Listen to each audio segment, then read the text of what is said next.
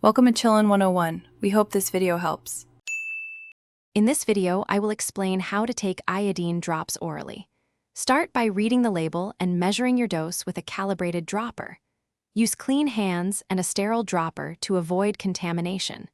Place the drops under the tongue or dilute in a small sip of water if the label allows. Record dose and time to monitor response and stop use if you feel unwell. I will walk you through dosing and dilution in simple steps. Begin with the lowest recommended dose and only increase under professional guidance.